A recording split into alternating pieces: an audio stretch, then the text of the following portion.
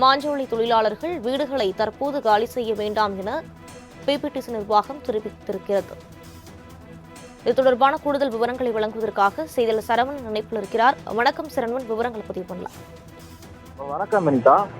நெல்லை மாவட்டம் மாஞ்சோலில் இருக்கக்கூடிய தேயிலை தோட்ட தொழிலாளர்களை தமிழக அரசு அவங்களுக்கு தேவையான அடிப்படை விஷயங்களை செய்து கொடுக்கும் வரை அவர்களை அங்கிருந்து அப்புறப்படுத்தக்கூடாது என்று ஏற்கனவே நீதிமன்றம் உத்தரவானது பிறப்பித்திருந்தது.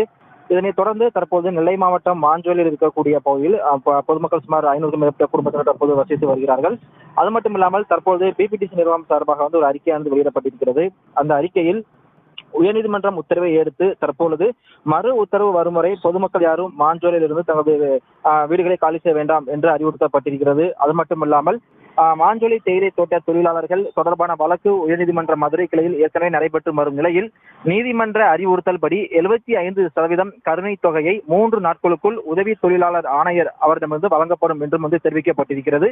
அது மட்டும் இல்லாமல் அதனை பெற விரும்பக்கூடிய தொழிலாளர்கள் பெற்றுக் கொள்ளலாம் என்றும் தற்போது நோட்டீஸ் ஆனது மாஞ்சோலில் இருக்கக்கூடிய ஒவ்வொரு வீட்டு வாசலும் தற்போது ஒட்டப்பட்டிருக்கிறது. மேலும் நீதிமன்ற அறிவுறுத்தல் படி தற்போதைய நிலையை தொடர வேண்டும் என்றும் கட்டாயமாக தொழிலாளர்களை அங்கிருந்து வெளியேற்றக்கூடாது என்றும் அந்த உத்தரவு தெரிவிக்கப்பட்டிருந்தது. அந்த உத்தரவை ஏற்று மாஞ்சோலில் இருக்கக்கூடிய பிபிடிசி நிர்வாகம் பொதுமக்கள் யாரும் மறு உத்தரவு வரும் வரை அங்கிருந்து வீடுகளை காலி செய்ய வேண்டாம் என்ற ஒரு உத்தரவை அந்த பொதுமக்களுக்கு வழங்கியிருக்கிறது.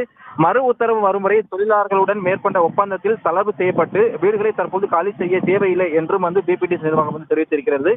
கடந்த 8ஆம் தேதி நடைபெற்ற வழக்கு விசாரணை என்பது நீதிமன்றம் இந்த உத்தரவை பின்பற்றி இருந்தாலும் அதன் அடிப்படையில் தற்போது பிபிடிசி நிர்வாகம் தொழிலாளர்களுக்கு உரிய அறிவுறுத்தலை தற்போது கொடுத்திருக்கிறது குறிப்பிடத்தக்க விஷயமாக பார்க்கப்படுகிறது. விரிவான விவரங்களுக்கு நன்றி சரவணன்.